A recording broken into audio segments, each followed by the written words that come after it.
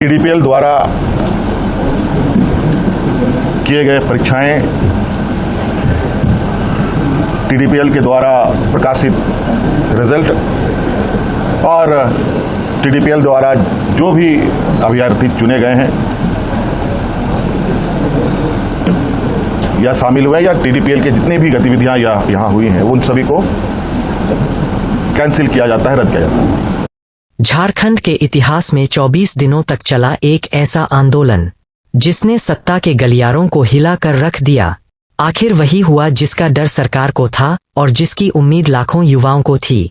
मुख्यमंत्री हेमंत सोरेन को छात्रों की जिद के आगे झुकना ही पड़ा।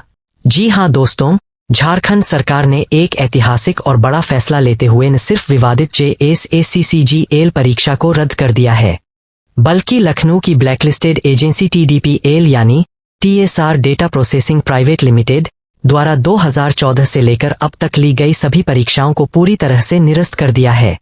पिछले 16 दिनों से भूख हड़ताल पर बैठे छात्र नेता देवेंद्र नाथ महतो ने आखिरकार अपना अनशन तोड़ दिया है। लेकिन क्या यह कहानी इतनी सीधी है? क्या वाकई छात्रों को इंसाफ मिल गया या इसके पीछे कोई बड़ा सियासी खेल है? आज के इस वीडियो में हम इस पूरे मामले की परत दर परत खोलेंगे। वीडियो को अंत तक जरूर देखिएगा और चैनल पर नए हैं तो सब्सक्राइब जरूर कर देंगे।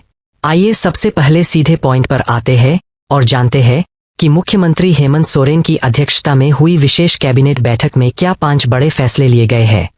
TDPL का सूपड़ा साफ।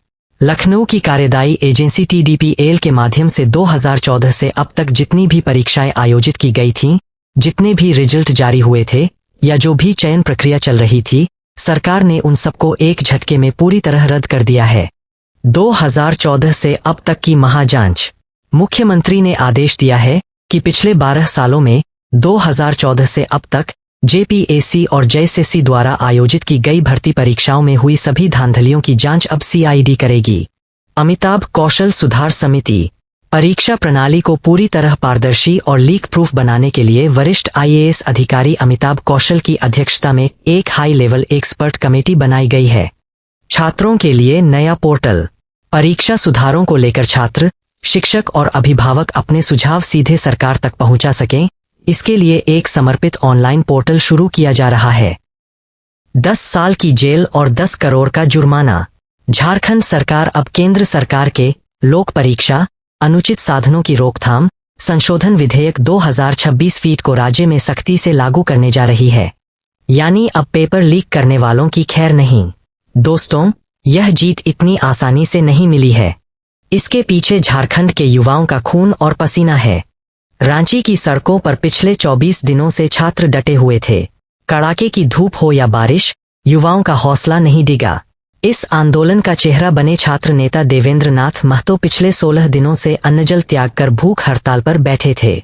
उनकी तबीयत लगातार बिगड़ रही थी, जिससे पूरे राज्य के छात्रों में आक्रोश उबल रहा था। आखिरकार सरकार को समझ आ गया कि युवाओं की इस ताकत को दबाया नहीं जा सकता। खुद सरकार के मंत्रियों ने आंदोलन स्थल पर पहुंचकर देवेंद्र नाथ महतो को जूस पिलाया और उनका अनशन खत्म करवाया। पूरे आंदोलन स्थल पर छात्र एकता जिंदाबाद के नारे गूंज उठे। अब सवाल उठता है कि आखिर ये TDPL एजेंसी क्या है और इस पर इतना बवाल क्यों था? दरअसल TSR data processing private limited Lucknow की एक एजेंसी है जिसे झारखंड में कई बड़ी परीक्षाएं आयोजित कराने का जिम्मा मिला था। छात्रों का आरोप था कि इस एजेंसी के कामकाज में भारी गड़बड़ियां थीं। परीक्षा के दौरान पेपर लीक की खबरें, OMR शीट में हेराफेरी और पैसों के दम पर सीटें बेचने के गंभीर आरोप इस एजेंसी पर लग रहे थे।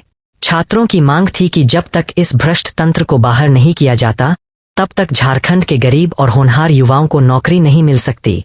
सरकार ने आखिरकार छात्रों के आरोपों को सही माना और इस एजेंसी के पूरे काले साम्राज्य को झारखंड से उखाड़ फेंका।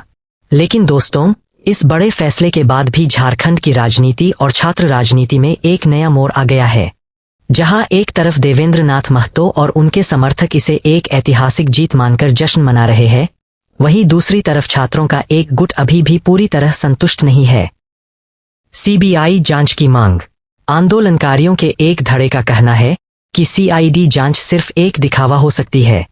इस पूरे घोटाले की जांच देश की सबसे बड़ी एजेंसी CBI से होनी चाहिए ताकि बड़े बड़े सफेद पोश नेता और अधिकारी जेल जा सकें। सफल अभ्यर्थियों का विरोध। वहीं दूसरी तरफ वे अभ्यर्थी जिन्होंने सालों मेहनत करके इस परीक्षा को पास किया था और जो नियुक्ति जॉब ज्वाइनिंग का इंतजार कर रहे थे, वे इस फैसले से बेहद निराश है। उनका कहना है कि कुछ भ्रष्ट लोगों की वजह से पूरी परीक्षा रद्द करना उनके भविष्य के साथ खिलवाड़ है।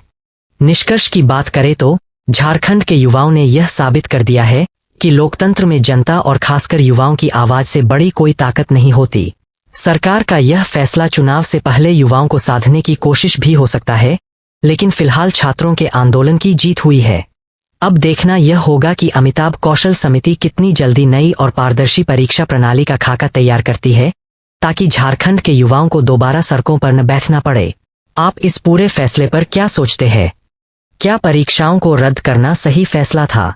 और क्या इस मामले की जांच सीबीआई को मिलनी चाहिए? अपनी राय नीचे कमेंट बॉक्स में जरूर लिखें। अगर आपको यह विश्लेषण पसंद आया हो तो वीडियो को लाइक करें, अपने दोस्तों के साथ शेयर करें और झारखंड की हर बड़ी खबर के लिए हमारे चैनल को सब्सक्राइब करना न भूलें।